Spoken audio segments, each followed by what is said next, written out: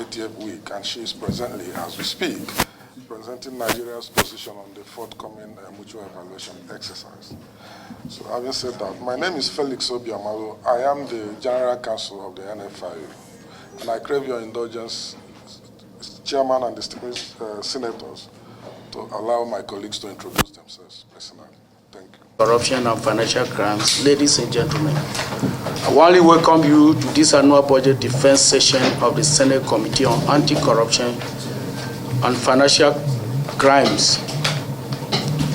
The exercise is not merely a statutory routine, it is a critical component of democratic governance and public accountability.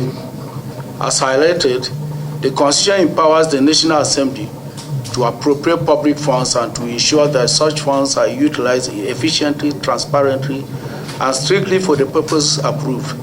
Today's engagement, therefore, represents a solemn responsibility to the Nigerian people. Distinguished ladies and gentlemen, EFCC and other agencies under the committee occupy a strategic position in Nigeria's governance architecture.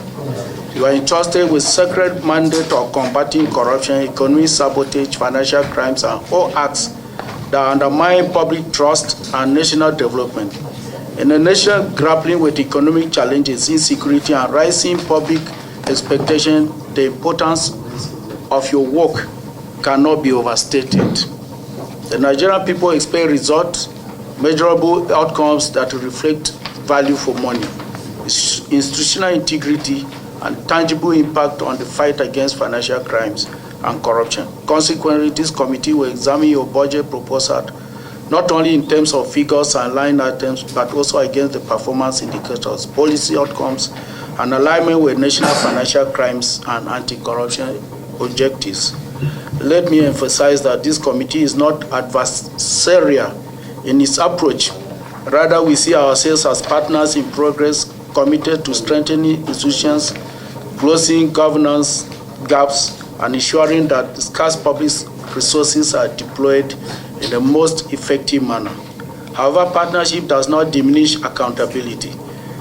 Where there are inconsistencies, inefficiencies, or departures from due process, this committee will not hesitate to seek clarifications and demand corrective actions.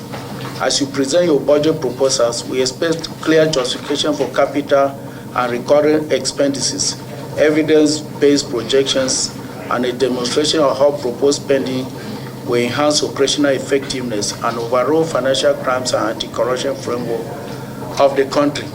We are particularly interested in how your agencies intend to improve investigation capacity, prosecution efficiency, asset recovery, prevention mechanism, and public sensitization within the limit of available resources.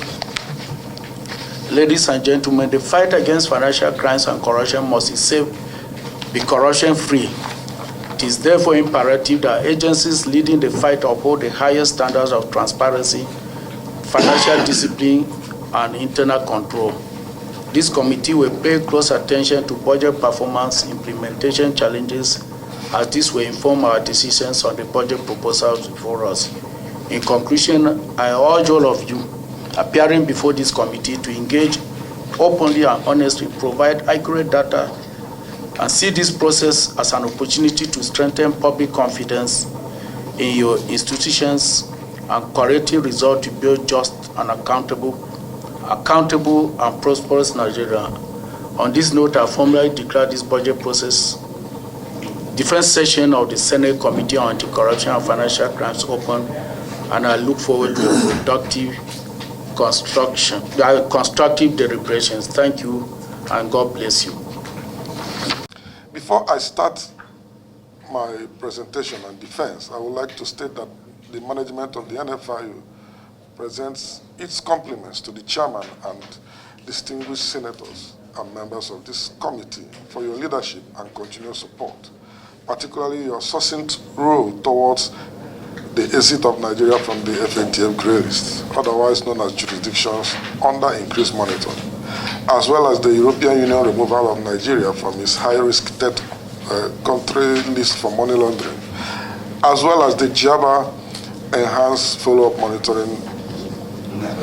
These milestone achievements coordinated by the NFIU have now earned Nigeria a deserving seat at the FATF under its guest jurisdiction initiative, allowing us for the first time to participate in the FATF plenary and working group meetings as members, whilst making contribution to global anti-money laundering and counter-terrorism financing standard setting under our own flag.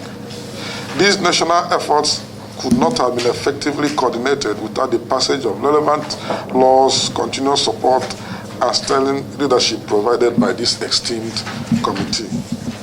Mr. Chairman, distinguished senators, before I go into the details of the 2025 fiscal year and appropriation for 2026, I seek the indulgence of this committee for a closed session because of the contentious and delicate nature of the information that is contained in our proposal.